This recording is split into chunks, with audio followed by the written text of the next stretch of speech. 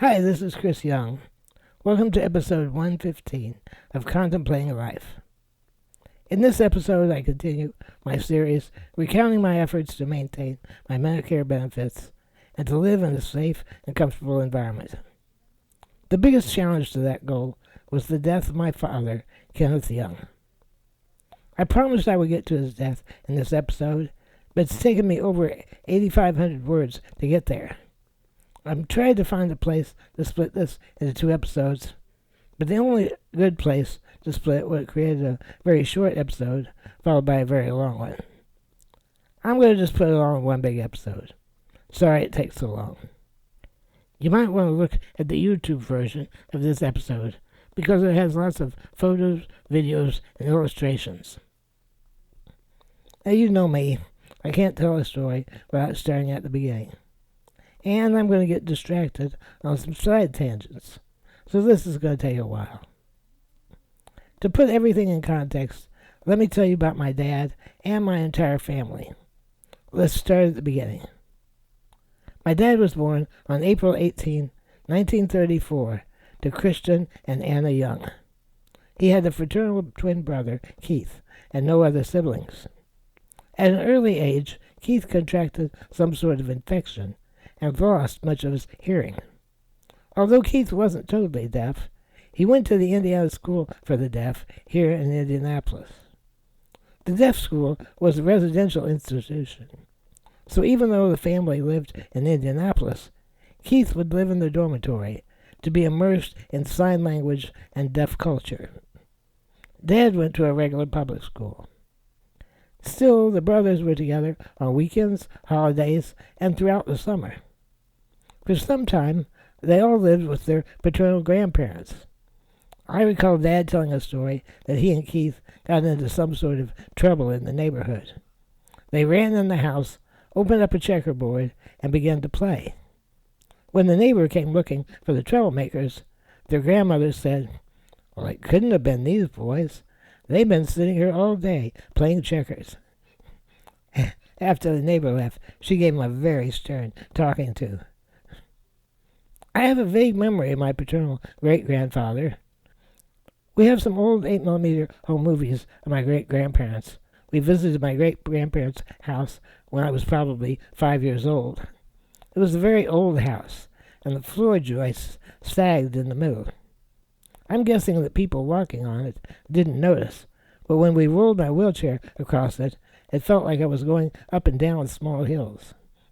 I even speculated that the carpet was the only thing holding everything together. That was probably just my paranoia about being on uneven ground. I lived my whole life in a home built on a concrete slab. But that's my only recollection of my great-grandfather. Great-grandma Young lived until I was about 8 years old, and she taught me how to play checkers. Fortunately, she never had to cover for me with the checker game if I got in trouble. My grandfather, Christian, who went by Chris, was an alcoholic. He would go on binges, and then when he tried to sober up, he would get the DTs. Dad said it was rough growing up with an alcoholic father. On the other hand, Grandpa managed to stay employed as a union sheet metal worker, and the company he worked for was quite understanding. When he needed time off to get sober, his job was waiting for him when he was ready to return. Dad attended Arsenal Technical High School, so called because the building had been converted from a Civil War-era Army arsenal into a high school. Dad said his favorite shop class was metal shop, and he knew right away that he wanted to follow his father's trade as a sheet metal worker. Dad played as a defensive lineman in high school football. His nickname in those days was Heavy, because he was. Another bit of trivia from his high school days. One of his classmates was Pete Lupus, who became an actor and appeared regularly in the TV series Mission Impossible. While in high school, Dad took his job as a stock boy and a soda jerk at Baker's Drug Store on the corner of East 30th Street and Talbot Street. That was right around the corner from where my mother lived at 2918 Washington Boulevard. And that's how he met my mother, Frances Osterman, when she was about 16 and he was about 17. My grandmother lived in that house until I was a teenager.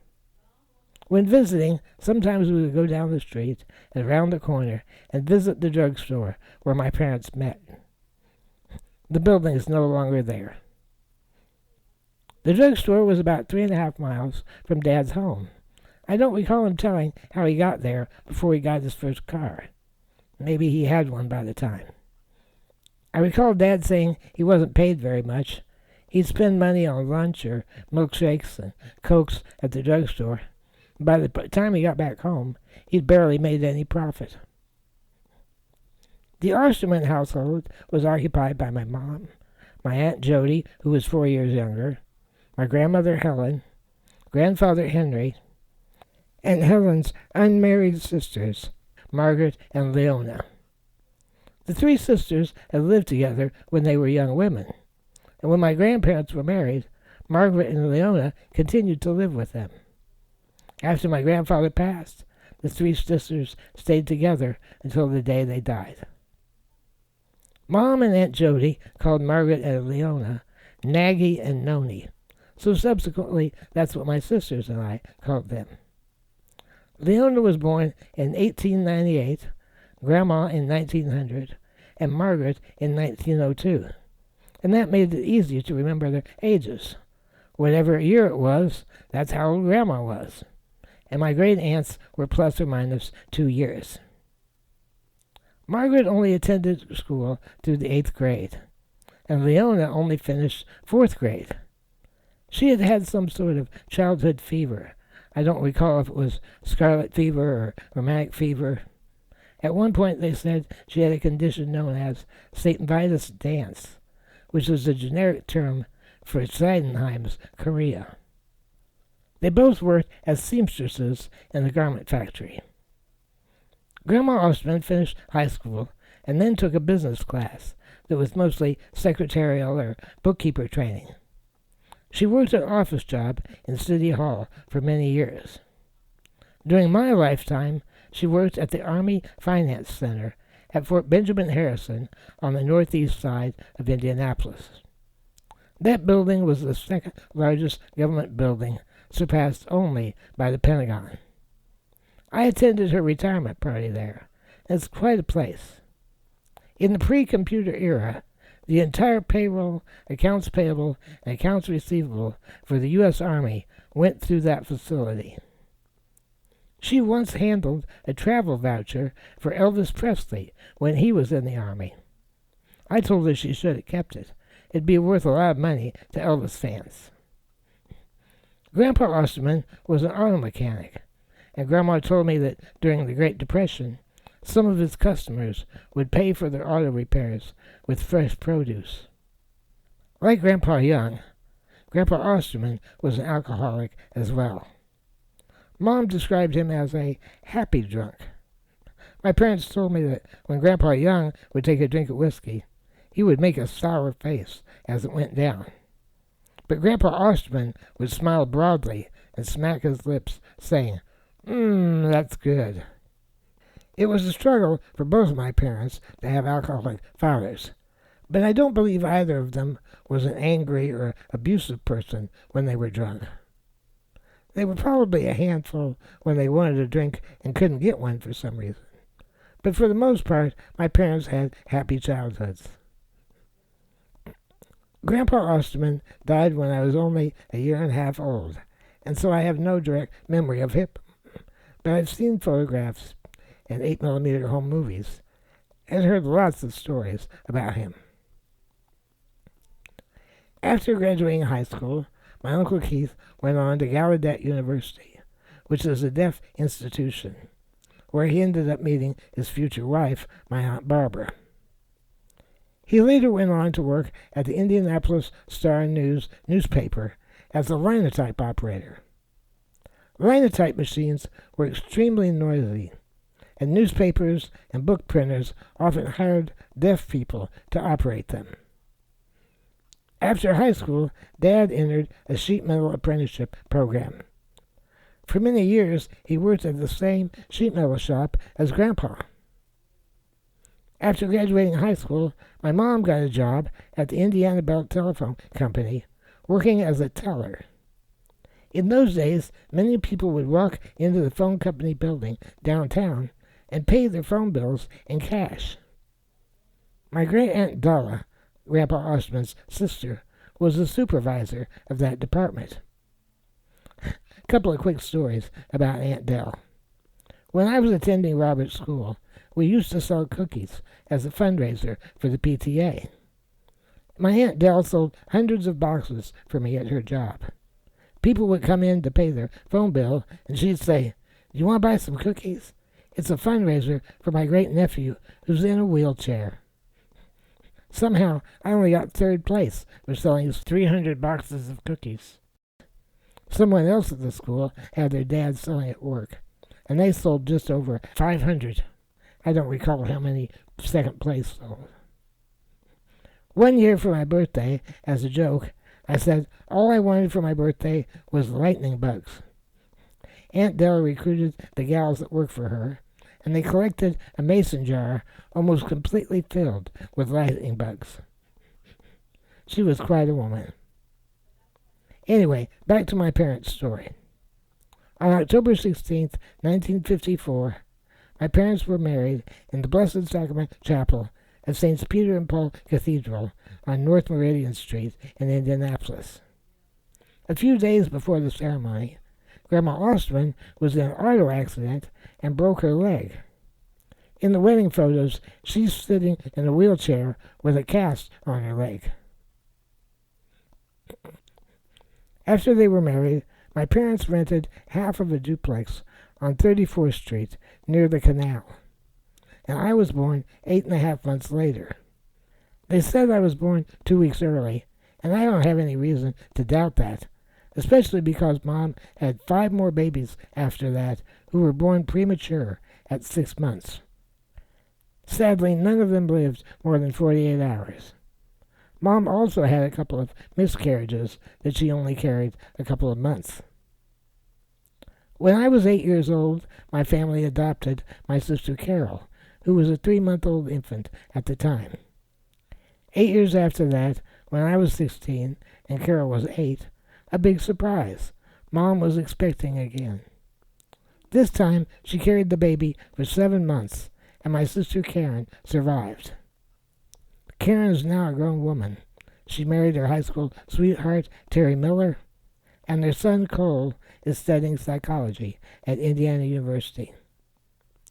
Getting back to the story of my dad, he completed his apprenticeship and became a card-carrying union sheet metal worker like his father before him. Dad retired at age 65. I greatly benefited from being the son of a union tradesman. We were never rich, but we never wanted for much. I always had lots of great toys. We enjoyed summers at our cabin on Cordry Lake. We had great health insurance that paid for 2 or 3 of my wheelchairs. Dad enjoyed going to union meetings because it was his night out with the boys. In appreciation for all the union had done for him, he taught night school 2 nights a week to sheet metal apprentices for several years. It was his way of paying forward the benefits he'd accrued from working in the trade. Also, when the union opened a credit union, he volunteered to serve on the credit committee, which would review loan applications. When I was very young, Dad took out a small $1,000 life insurance policy on me. It wasn't accruing any value, so he cashed it in and put the money in the credit union, where it gained modest interest. A couple of times, I took out a small loan from the credit union to buy a new computer or some upgraded software. If the loan was under a certain amount, it didn't have to go through the credit committee, so there was no conflict of interest. Believe it or not, I learned how to lay out sheet metal fittings, such as elbows, squared-around transitions, tapers, and intersections. When I was a teenager, I was designing a model rocket. and I needed to figure out how to have the side tubes merge into the main tube at an angle. It was just like laying out intersecting circular ductwork. Dad showed me how to do it on paper. Of course, at work, he did it on a much larger scale. Okay, time out. I told you should watch the YouTube version of this episode, and here's the perfect reason why. After recording the episode, I went online to find illustrations on how to do sheet metal layouts that Dad taught me. I found a couple of good examples. One showed how to intersect tubes at different diameters at an angle. This was the method I used to design my model rocket. Another online illustration I found shows how to do a squared around transition. It still didn't illustrate the concepts I wanted in the YouTube version of this episode. So I spent an afternoon using my Fusion 360 CAD software to create an illustration of the kind of things I've been talking about. I also created a rough rendering of that model rocket. After I was browsing around my computer looking for other images to include in this episode, I stumbled across a drawing in my father's hand. It was sketched on a piece of green computer paper. I had forgotten that I had scanned it a couple of years ago. It's the actual piece of paper where Dad taught me how to do sheet metal layouts. It's such a priceless piece of paper. I'm so glad I scanned it. Shortly before Dad retired, the sheet metal shop where he worked purchased a CNC metal punch. And it had some built-in functions, as well as a way to manually enter coordinates where it would punch or cut. I told Dad that I could create a spreadsheet that would output a series of coordinates he could manually enter into the machine, and it would cut any sheet metal fitting he wanted. Although I had learned the traditional methods of layout, which could be done with nothing but a straight edge and a compass, I easily deduced the geometry and trigonometry of the situation. I knew I could create trigonometric formulas to compute all of the coordinates in a spreadsheet. So I created spreadsheets to compute the segments of an elbow, a squared around, and a tap. I asked him, what's the most complicated layout you can do? He said, a tap into a taper. He sketched one to show me what he meant.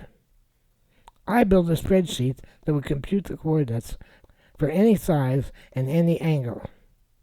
His shop paid me for the work.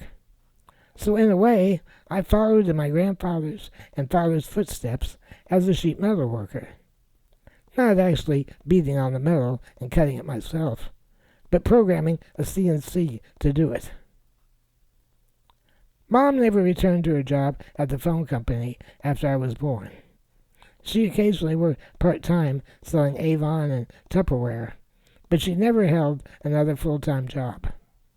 She kept herself well busy raising me and my sisters, as well as doing a massive amount of volunteer work as a disability advocate and volunteering at St. Gabriel Church. In previous episodes, I talked about my mother's volunteer activities and the work we did together. Mom had a variety of health challenges late in life. She had to have part of her pancreas removed sometime in the early 2000s. The surgeon accidentally nicked her bowel, and she became septic with an infection. She spent 18 days in a drug-induced coma and over a month in rehab to recover. Mom also survived 2 minor heart attacks. She was a lifelong smoker, and in 2008 she developed lung cancer. They removed part of one lung, which bought her some time. But she was able to have one more summer enjoying our cabin on Cordray Lake. She died on February 8th, 2009. After my dad retired as a sheet metal worker, he continued to work part-time for a guy named Gus Fleming. Gus and his son Ronnie were aircraft engineers, and they invented a machine to test jet engine turbine blades. The metal shop where Dad worked would build the cabinets for the device. Dad went to work for Fleming and Associates part-time, installing equipment in the cabinets and wiring them up. Technically, he wasn't allowed to do sheet metal work because it was not a union shop. Dad just wanted something to do part-time to keep me occupied during his retirement. I did a minor amount of computing consulting for Fleming and Associates. I wrote a driver program that allowed them to connect some of their hardware to a Radio Shack personal computer. And Carol worked in their office for a while. When Mom's health deteriorated, she could no longer get me up and dressed in the morning. So Dad would go to work for Gus early in the morning, and then come home late in the morning to get me up. Then he would occasionally go back for a couple hours more work in the afternoon. But when Mom got really bad, he had to quit work completely to take care of both of us. It's finally time to talk about my dad's death on February 9th, 2019, exactly 10 years plus 1 day after my mother passed. I've tried to piece together a timeline of events. For many years, off and on, I've kept a file on my computer called calendar.doc. It's sort of a one-sentence diary telling significant events that happened almost every day. The files I had for 2017 and 18 were pretty sparsely populated. I didn't keep up the file very closely.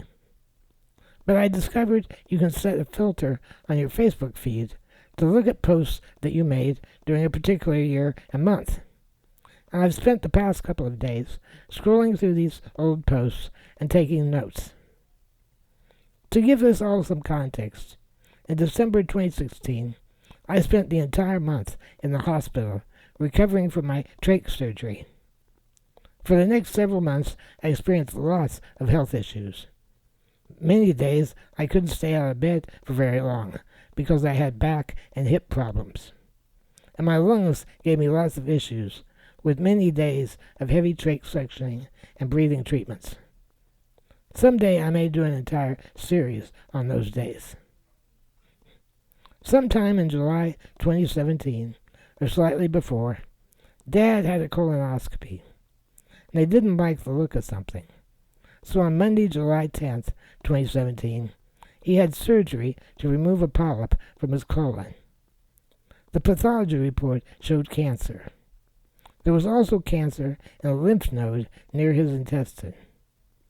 Dr. Clem Davis, the same surgeon who resected my bowel when it ruptured in 2006, and who removed part of Mom's lung, also operated on my dad. According to a Facebook post I made on that day, quote, "He thinks he got it all." And another post said, "Dad is taking it all very matter of fact." That was my dad's nature. He rarely got upset about anything. At that time, I don't think he got any other treatment, such as chemo or radiation. At age 83, that would have been really rough on him. On Friday, July 14, he returned home. I don't have any idea who stayed with me. I presume Carol took a few days off work. She probably spent the night, and perhaps on some of the days, other friends and family filled in. Neither my notes nor my Facebook posts give any details. There are going to be many such instances where I have no recollection or info about who stayed with me during various crises. It was probably a combination of my friend Judy Chapman, perhaps my cousin Kathy, my friends Stu and Pat Byram, or George and Barbara Brake, who are like aunts and uncles to me. Dad apparently recovered quite well. My notes say that 1 week later, on July 21st, we went to see Dunkirk in 70mm IMAX at the White River Theater downtown. The movie was awesome. I find no other health-related issues for my dad until February 21st, 2018. This was his 6-month checkup with his oncologist, who reported that his scan showed no signs of cancer. He wouldn't need to see the oncologist for another 6 months. There was another problem, however. Dad had ongoing struggles with AFib. They wanted to put him on a new medication, requiring him to be hospitalized for 3 or 4 days under observation. He went to St. Vincent Hospital on Thursday, the 22nd. My Facebook report said that Carol would be staying with me throughout the weekend, and hopefully Dad would be back home by Monday. On Monday the 26th, they shocked his heart back into rhythm, and he came home the next day. An important part of this story is the health crisis that my sister Carol survived. On Friday, April 20th, 2018, Carol was admitted to Hendricks County Hospital with a huge cyst on her neck, and the next day they moved her to Methodist Hospital in Indianapolis. She returned home on the 24th. This would eventually reveal that she had cancer in her throat and neck. The next significant health issue occurred on July 24th, when Dad had an outpatient procedure for a needle biopsy. My notes don't say, but they must have found something in one of his follow-up scans, a year after his original diagnosis. On August 1st, the report came back that he was in stage 4. The cancer had spread. Again, at his age, any significant chemo or radiation would have been worse than the cancer. They did give him some sort of chemo pill to take. It was the mildest thing they could prescribe him, with only minimal side effects. On August 6th, Carol had surgery to remove a dime-sized tumor on her tonsil. She'd had her tonsils removed at age 5, but apparently they left a little stub, and that was where the cancer was. A few days later, the oncology report revealed that it was cancerous. This cancer was caused by a latent HPV virus in her system. It's quite common, but it's highly treatable. But she would need more surgery soon. I need to mention that Carol's marriage to her husband, Joe, was not all that it should have been. I recall that on one occasion, before all of these health issues arose, she got in an argument with him. She showed up at my house early in the evening and said she was moving in. She had had enough with Joe. She said, "Dad, I'm moving in. I'll help you take care of Chris." The next day, her grandkids had plans to do something with Joe. And even though they were not biologically related to him, he was the only grandfather in their life. So not wanting to disappoint them, she went back home. And she ended up staying. Now, normally I don't say too many negative things about people in this podcast. If I do, I change their name, or if it's someone who's completely out of my life, or someone dead, I don't mind talking about them. In the case of my ex-brother-in-law, I'm not saying anything here that I've not said in public to other people. And I'm not saying anything here that I wouldn't say directly to his face. I won't be pulling any punches in my description of Joe. Joe and I got along reasonably well until all these health crises arose. And I should also mention that he was not abusive. He did have a drinking problem that made him somewhat unreliable. More on that later. I don't know the exact date, but at some point, Carol did move in to help take care of Dad and me. This was more about helping Dad and me than about her marriage, but I'm sure it was a relief to get away from Joe for a while. My home health aides would get me up in the morning. Dad was able to do whatever I needed throughout the day while Carol was at work. And then she would put me to bed or be on call if I needed anything throughout the night. Dad had a serious wound on his foot for one time when he got up in the middle of the night and fell. I think he hit his foot on the little 3-wheeled power scooter that he'd been using to get around the house. It was the same scooter my mother had used 10 years earlier. Dad was visited several times a week by a hospice nurse named Karen, not to be confused with my sister Karen. Nurse Karen also served as a wound care nurse to heal his foot. It took a long time, but they finally got his foot back in shape. She was a wonderful woman in her late 50s, perhaps 60s, very attractive. I have to admit, I developed a bit of crush on her. On August 10, I met with my caseworker from Sokoa, and they said I could get authorized for 40 hours per week of nursing. See, when my dad was my primary caregiver, I wasn't eligible for that many hours. But now that Carol was my primary caregiver and had to work full-time, I did qualify for extra hours. Unfortunately, we weren't able to get approved or find an agency that could staff me until months later on November 4th. Sometime in mid-August, Dad began reporting that his feet were sweating profusely.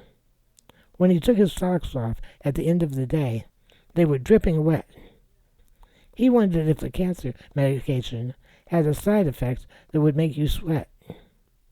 None of us, including the hospice nurse, realized that it wasn't sweat. He had so much fluid buildup in his legs that it was pouring out of his pores as edema.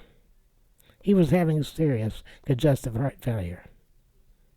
On Monday, August 20th, Carol took Dad to the ER. My notes don't say who stayed with me. It mentions that I was in bed and I used my iPad to get updates from Carol over Facebook Messenger. Sometime after midnight, the buttons I used to operate my iPad quit working. That's not such a big deal.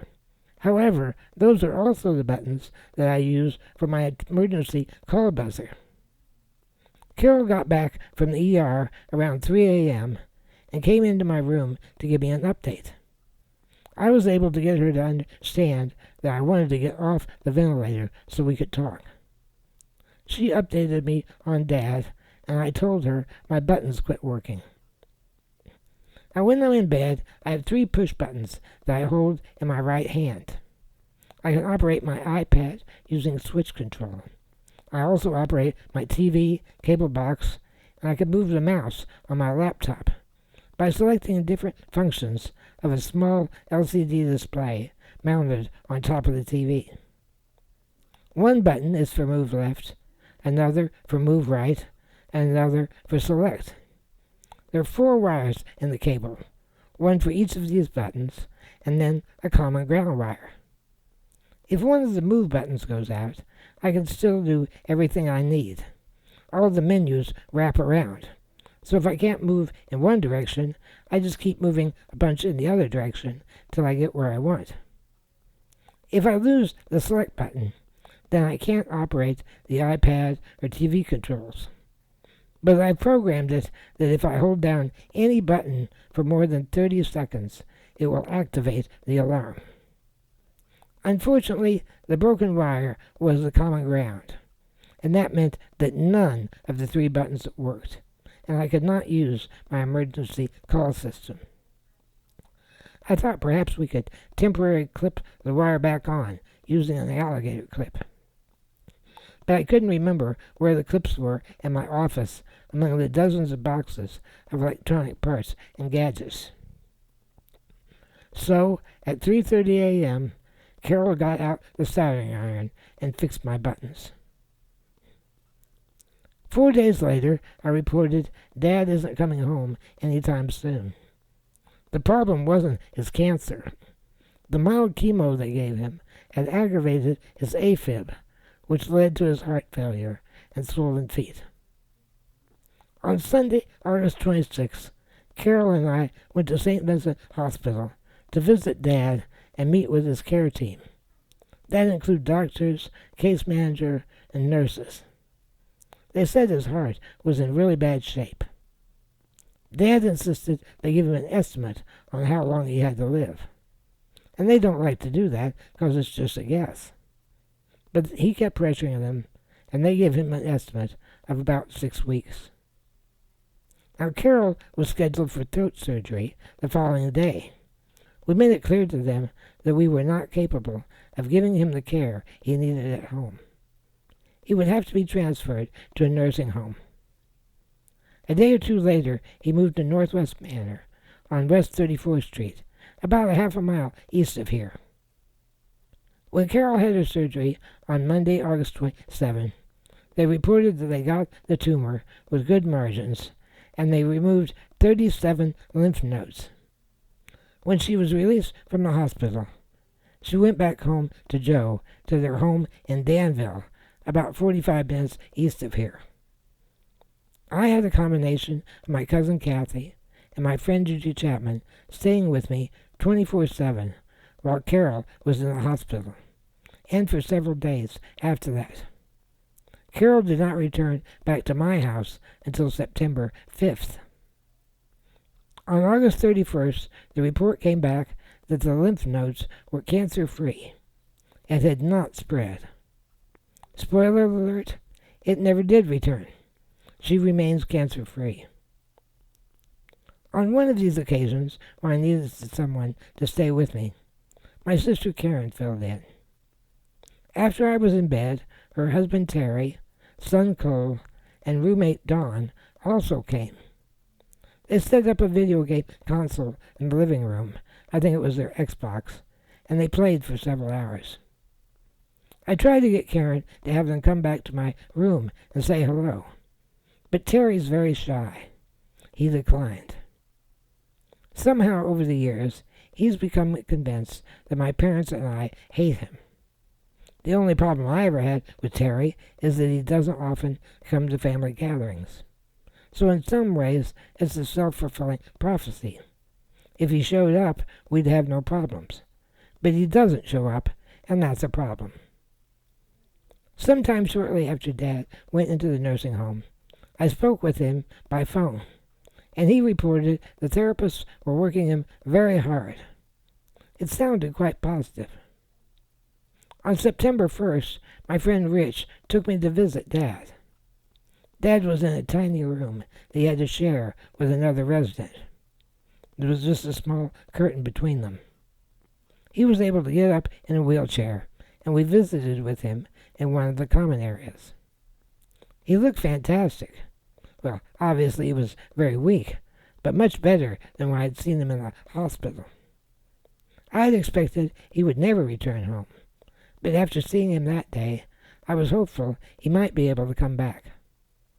Much to my surprise and joy, Dad returned home on September 15. My notes and Facebook posts don't say much throughout the rest of September and much of October. I think Carol was on leave from work most of that time. Both Facebook and my notes say that I didn't get full-time nursing until November 5th. But I must have had some kind of support, because on October 5th, a Facebook post says that Carol had to come home from work because my G-tube fell out. I can't imagine that friends and family were watching me for any serious length of time through much of October. Or perhaps we had part-time help. Anyway, ever since I've had my G-tube installed, the doctor insisted if I needed it replaced, I had to go to the ER. That wasn't so bad when it was just Dad and me. He could throw me in the van any time and take me to get it replaced. But it must have been quite an adventure this time. Facebook reports that when Carol tried to put me in the van, the battery was dead. It doesn't say what we did. I presume we got a jump start. My Facebook posts and calendar notes throughout this period are riddled with reports that one or another of my nurses or aides didn't show up for a shift, so I spent lots of days in bed. On November 28th, one of my favorite aides of all time, Raya, had a terrible tragedy. Her 4-year-old boy, the youngest of her 5 children, lost his battle with respiratory disease. Her struggles weren't over. Her next youngest son, David, at age 10, also had severe respiratory issues. And over the next year or so, he also spent months at a time in Raleigh Children's Hospital. She and David and all of her kids feared that he would suffer the same fate. But as far as I know, he's okay. There was a bright spot on Sunday, October 21st. Carol was invited to attend a special event prior to an Indianapolis Colts game. It was part of their Crucial Catch Cancer Awareness Program, celebrated throughout the NFL on that day. She was invited as a cancer survivor, and I was her plus one. We got to go out on the field in the pregame ceremonies, and Carol, along with about 50 other people, got to wave a giant cancer flag during the national anthem. I've linked a video that I made about the event. Check it out. It's a wonderful day I'll never forget. By the way, Joe was pissed off that she took me and not him. Shortly after that great event, Carol began receiving radiation treatments, and they were very hard on her. The scar tissue from her surgery, as well as damage from the radiation, made it extremely difficult for her to eat. She began losing weight. Eventually, they gave her a G-tube for feeding, but there were complications, and it had to be removed. It was weird for me living with two people fighting cancer. I was the healthiest person in the house, despite all of my own health issues. I had nurses coming in 5 days a week while Carol was at work, and I had a home health aide who would come in around 7 p.m. to put me to bed. I also had aides who got me up in the morning and put me to bed at night on weekends. Dad was doing remarkably well for a while. He could get in and out of his three-wheel scooter on his own. He could stand up if he was holding on to something. The hospice nurse was visiting regularly, and occasionally one of my nurses would give him a hand. Joe would accompany Carol to her radiation treatments, supposedly to support her. But while she was receiving her treatment, he would talk to the doctors and nurses, saying that she was neglecting her health by taking care of Dad and me. The truth was, Carol had very little to do. She would change the bandages on Dad's foot on the days his nurse wasn't there. And she would put me on the ventilator at night and get me off in the morning. And she would do one tube feeding in the evening for me. But other than that, she wasn't exerting herself at all. Joe accused me of being selfish by tying her down. He was ready to ship me off to a nursing home. For some reason, he didn't blame Dad, just me. I tried to explain to him that Carol is her own person, and she makes her own decisions. If Carol told me to go to a nursing home, I would have gone. But she didn't, and I wasn't holding a gun to her head. Carol told me to ignore him. Eventually, I had to block him on Facebook and text messages. One memorable challenge we faced was on November 29. The balloon inside my trach failed. I had to inflate the balloon to get on the ventilator and to sleep comfortably. Unfortunately, it failed after I was already in bed, and Carol and Dad had difficulty changing it while I was lying down. Normally, when I'm sitting up in my wheelchair, I can tilt my head way back, and it makes it easier to change. But lying down, we couldn't do that. We ended up partially lifting me with a Hoyer lift to tilt my head back. To this day, Carol and I still reminisce about how tough a time that was. At one point, Carol had to take leave from work again because the radiation was so hard on her. And everything came to a head on December 3rd, 2018. Carol left Dad and me and moved back to her home in Danville with Joe. She was too weak to do anything for us and barely capable of doing anything for herself. Joe wasn't exactly as helpful as he should have been. On one occasion, when she was having a really rough time, she sent him to the drugstore to pick up a prescription she needed. He didn't return for several hours. He stopped off at the social club to drink with his buddies while she was home suffering and waiting for a prescription. I saw my nursing throughout the day. Once I was in bed, Dad could do my 9 p.m. G-tube feeding and put me on the ventilator. He would roll a scooter into my room, and he could stand up as long as it was holding on to something. If my home health aide could not put me to bed around 7 p.m., then I would have the nurse put me to bed around 4:30 p.m., just before she left. On one occasion, I thought my aide was coming, but she canceled after the nurse already left. Somehow, Dad was able to put me to bed, but it was a huge mistake to have him try. Putting his three-wheeled scooter, my wheelchair, and the Hoyer lift all in my bedroom at once was a real challenge. When my sister Karen found out about it, she said, "Don't do that again. I'll come put you to bed if it happens again. It might be late after I get home from work, but you don't need to risk that." Karen was working a full-time job as a manager of a clothing store, and there were limits on what she could do to help. I know she felt bad about it. On one occasion, I recall she took me to a dentist appointment, and as we were sitting in the waiting room, she was talking about how bad she felt that she couldn't do more. A bit of a backstory. In the late 1980s, my grandma Ostman was ill and was living with us through her final days. Mom was taking care of both of us, and the stress on her was enormous. She tried to get my Aunt Jody to help out on weekends, so that Mom and Dad could have some time off to go to the lake. But Jody had a full-time job throughout the week, and so her weekends were kind of busy too. On one weekend, I stayed home with Jody and Grandma to give my parents a bigger break. And although Jody helped out as much as she could, she seemed to complain about it constantly. My Uncle John also seemed to be a bit insensitive about the situation. On one occasion, after he and Jody had returned from a vacation, he said to my dad, "You guys ought to go there sometime. You'd really enjoy it." I don't remember where they went. Maybe it was Vegas or something. It took Dad everything he could to not say, "Sounds great. Are you and Jody going to take off work and stay with Helen and Chris while we go on vacation?" Now, don't get me wrong. My aunt and uncle were both wonderful people. I love them both dearly, and I miss them very often. I could not have asked for a better aunt and uncle.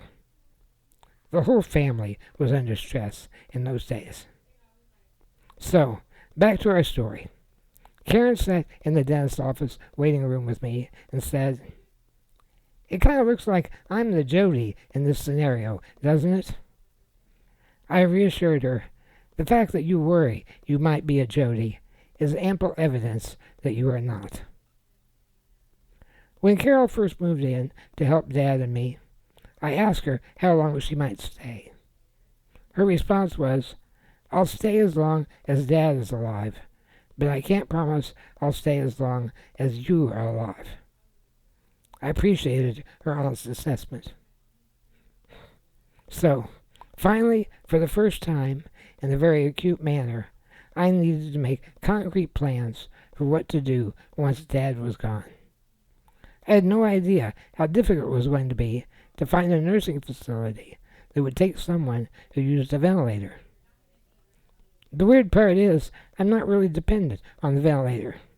I just use it like a CPAP or BiPAP machine to help me sleep. But the minute you say the word ventilator, they don't want anything to do with you. With some help from my Secure case manager, we found a place called the Greenwood Healthcare Center in the south side suburb of Greenwood, Indiana. On December 8, 2018, my friends Rich and Kathy Logan drove me to Greenwood to tour the facility. It wasn't my first visit to that facility. My cousin Nancy was there for a few months before she passed away. She had a rather large private room, and she insisted that her insurance pay for the private room. But the room they showed me was in the respiratory section, and because I was on Medicaid rather than private insurance, they could only give me a dual occupancy room. It was quite small, with no personal space and nothing but a curtain between you and your roommate. In other respects, it seemed like a nice place.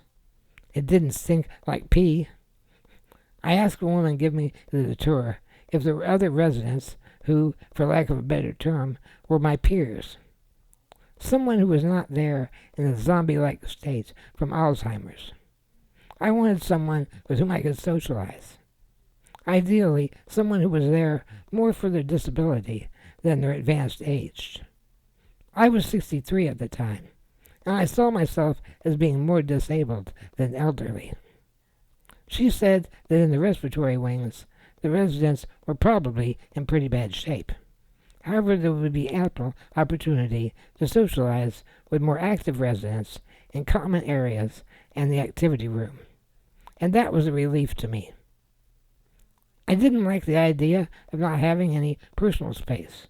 There wouldn't be room to set up a desk for my computer. I'd have to rely only on my laptop. I thought maybe Rich or someone else could take my desktop computer and my 3D printer, set it up somewhere in their house, and I could use remote access to it from my laptop using a program called TeamViewer. Now, this was not my last encounter with the Greenwood Healthcare Center. We'll have lots more stories to tell about that facility in future episodes. Throughout early January, my notes and Facebook posts discussed the challenges Dad and I faced while trying to get by on our own. He was gradually deteriorating. I remember one night I hit my call buzzer and I needed Dad to suction my trach. He was very weak and only half awake. A couple of times during the process, I thought he was going to fall down. The bad part is, I can't talk while he's doing it, and that was very scary. I was having challenges during the day as well. In addition to lots of cancellations by my nurses and aides, my notes reminded me of an incident one day where I needed suctioning, and my nurse fell asleep on the job. I had a lot of trouble getting her to wake up. Speaking of falling asleep, Dad would often fall asleep in the middle of a conversation. He wasn't sleeping well at night. He could barely stay awake during the day. His condition was declining day by day. On January 12, we had a nasty snowstorm, and my aide didn't want to come out in it, and I couldn't blame her. That night, Dad had a sleepless night. At 3 a.m., with nothing to do, he decided he wanted to repair a basket that hangs from his walker. I heard him go out to the garage to get tools, and then spend about an hour banging on the walker and the basket, trying to fix them. I was terrified he was going to fall or hurt himself. In the morning, I gave him a very stern talking to about taking such risks. The next day, Carol came by for a visit. She was still quite weak after the radiation treatments, and she wasn't able to eat properly. She decided she would not be returning to live with Dad and me until the following weekend, but those plans would quickly change. On Monday the 14th, Dad was doing relatively well. I asked him if he was up to doing a little project for me. I wanted to create a new push button I could use for the nurse call system at the Greenwood Healthcare Center. He wheeled his 3-wheel scooter into our spare room and pulled up to his work table. He soldered in a feather touch micro switch on the end of a length of speaker wires. Then he soldered a 1/4-inch audio plug on the other end. It was the last piece of assistive technology that my dad ever built for me. I hoped I never needed it. I still have it. I treasure it greatly, even if it's never used. This was just a couple of days before the arrival of my new Prusa 3D printer. I paid $1,000 for it. I could have gotten it in a kit form for $700, and every time I looked at it, I thought about how much fun Dad and I would have had assembling the kit. It would have been reminiscent of the days when I built my first personal computer from a kit in February 1978. It often made me sad that we could not have done that in his condition. This one little piece of assistive technology would have to serve as my final reminder of the countless hours we spent working together and building gadgets and assembling kits. The next day, Dad fell in the bathroom. My nurse Andrea helped him get up. Later that day, his hospice nurse checked him out, and he was okay. But the real consequence was the realization that we needed someone here full time. Carol came back to us at 6 p.m. that evening. She wasn't in very good shape, but she was in way better shape than Dad. We really needed her. Throughout much of the rest of January, my notes are filled with cancellations by nurses and aides, leaving me in bed all day. Sometimes I had a sleepless night and decided to stay in bed because I was too tired to get up. My aide Raya canceled several times, once because of the weather, other times because her son David was in the hospital. But she was helpful in so many ways. I had a loose pulley on my new 3D printer, and with me talking her through it, she fixed it for me. I was finally able to get the new printer fully calibrated and working. It was the kind of thing that Dad could have done with no difficulty in the past, but now it was beyond his capability. On a couple of occasions, Carol had to put me to bed, even though she could barely do it. She had developed back problems. I don't think it had anything to do with her cancer, although it could have been malnutrition issues. That's just speculation on my part. By January 28th, Dad was getting extremely weak. He wouldn't take a shower, even with help from his nurse. At one point, he suggested he should be going back to a nursing home. He couldn't get himself in and out of bed from a scooter. As an alternative, Carol suggested we get a hospital bed and set it up in the living room. That way he could watch TV without being isolated in the bedroom, and we hoped it would improve his spirits. A social worker from the hospice agency made arrangements to get the bed, and it arrived on the 30th. Dad had trouble finding the controls to raise and lower his head. I quickly designed and 3D printed a bracket to hold the controls on the bed rail where he could reach them. It was the first practical thing I built on my new 3D printer. My notes for Sunday, February 3rd said that my aide canceled, and I spent the day in bed watching, quote, the worst Super Bowl ever, end quote. I couldn't recall why I said that. A quick Google search revealed that the New England Patriots beat the Los Angeles Rams 13-3 in the lowest scoring Super Bowl in history. So I guess I was right. It was the worst ever. On Tuesday, February 5th, we replaced my trach, but it soon failed. The balloon was no good, and I only got about 3 hours of sleep.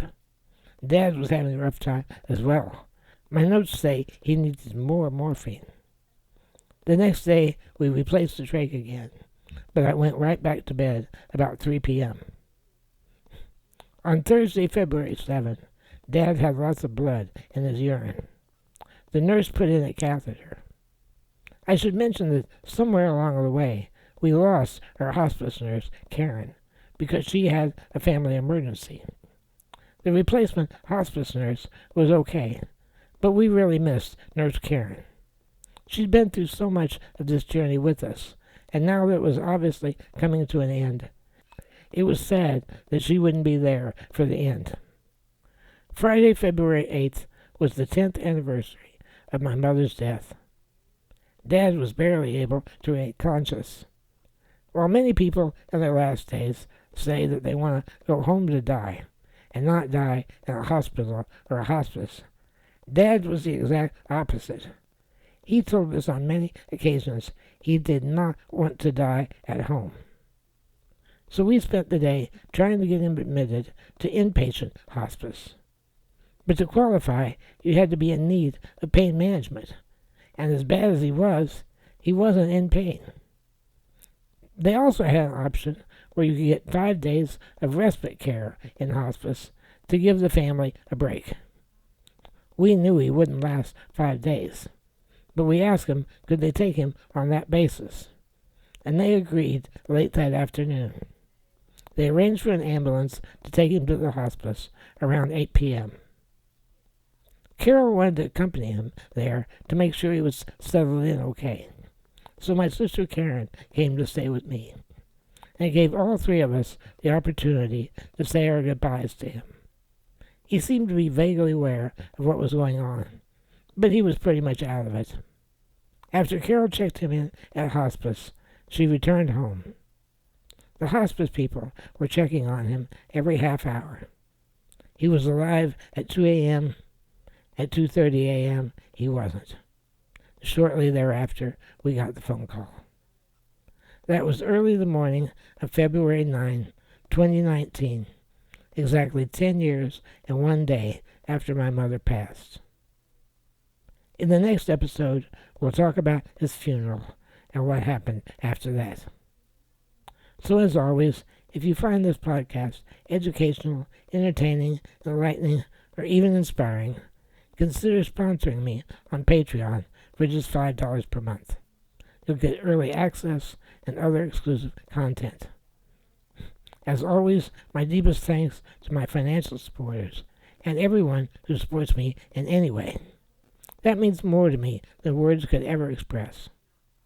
If you can't support me, please post links and share the podcast on social media so I can grow my audience. All the back episodes are available, so check those out. If you have comments, questions, or other feedback, comment on any of the platforms where you found the podcast. I'll see you next time as we continue contemplating life. Until then, fly safe, everyone.